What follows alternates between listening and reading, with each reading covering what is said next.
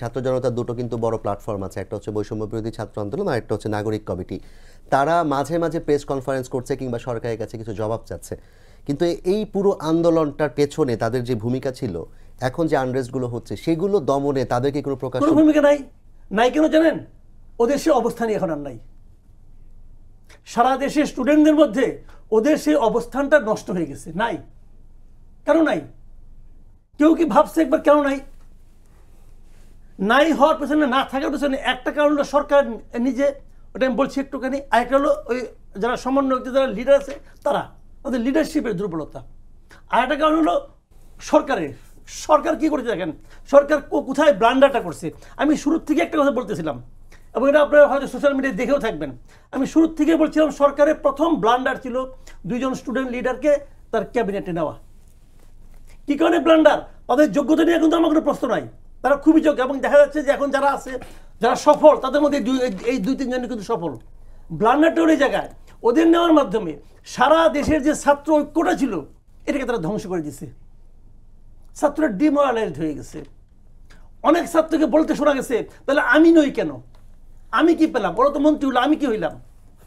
আপনি বলবেন যে একজন দুজনকে উদাহরণ হয়, হ্যাঁ হয়, একজন দুজন উদাহরণ হয়। আপনি দেখবেন মাঠে যে ছেলেটা ক্রিকেটে ব্যাট দিয়ে যায়, তার সামনে কিন্তু সচিন থাকে, আর কেউ থাকে না। কিন্তু সচিন আর সাকিবই থাকে।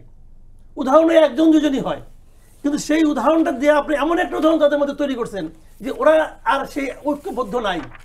অথচ এই গ্রুপটাকে আপনি ঐক্যবদ্ধ রাখতে পারতেন। এখন কি আমি বলি আপনাকে, যে কোনো জায়গায় যখন কোনো গন্ডগোল হয় না, পলিটিক্যাল গভর্নমেন্ট হলে কি হয়, ওই এলাকায় তার পলিটিক্যাল পার্টি আছে, ওই পার্টির কিছু লিডার আছে, তারা কিন্তু এটাকে কন্ট্রোল করতে পারে, কারণ তারা স্থানীয়। এখানেও এই গভর্নমেন্ট পারত। এই গভর্নমেন্টে কোনো মানে মাস পিপলের মধ্যে তার তো কেউ নাই। তারা পারতো যদি তাদের সঙ্গে ছাত্ররা থাকতো।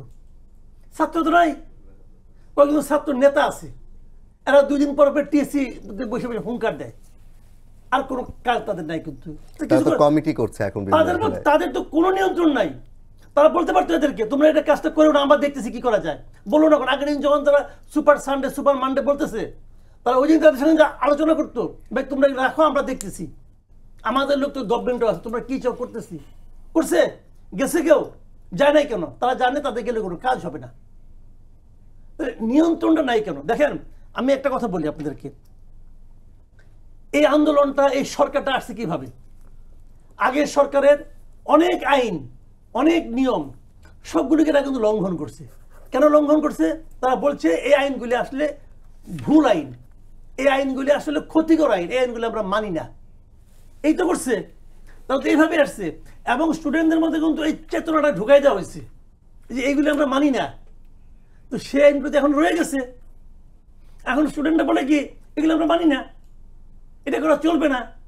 টিচার প্রিন্সিপাল বলতেছে, প্রিন্সিপালকে মানি না। এই যে প্র্যাকটিসটা কিন্তু রয়ে গেছে, এই যে দ্রোহ, এই যে রাগ, এই যে ক্রোধ এবং না মানার যে শক্তিটা, এইটাকে আপনার উচিত ছিল দায়িত্ব নেওয়ার পরেই একটা সিস্টেমেটিক ওয়েতে এটাকে পাস করা। আপনি তো করেন নাই, আপনি তাদেরকে উন্মুক্ত ছেড়ে দিয়েছেন, তারা ওই প্র্যাকটিসটা এখনো করতেছে। কোথায় জানেন দেখলাম যে প্রিন্সিপাল তাদের বোঝানোর চেষ্টা করতেছে, পোলাপান বলে ভুয়া ভুয়া ভুয়া বলতেছে। আপনি ভাবতে পারেন একটা, আপনি যখন স্টুডেন্ট ছিলেন এক সময় ভাই, আপনি প্রিন্সিপাল আপনার সামনে বলতেছে, আপনি ভুয়া বলবেন? আপনি ভাবতে পারেন? তো এখন এদের মধ্যে এই যে অমান্য করার যে প্রবণতাটা, অমান্য করার যে প্র্যাকটিসটা, এটা কিন্তু হাসিনা সরকার আমাদেরকে করতে বাধ্য করছে। আমরা হাসিনা সরকারকে বলছি ভুয়া, আমরা প্রধানমন্ত্রীকে বলছি ভুয়া, বলছি তো। এই যে প্র্যাকটিসটা, এই প্র্যাকটিসটাতে ওই সরকারের পতনের পর ওটা যে প্রয়োগ করার প্রয়োজন নাই, এই জিনিসটা এই সরকার তাদেরকে বুঝাতে পারে নাই।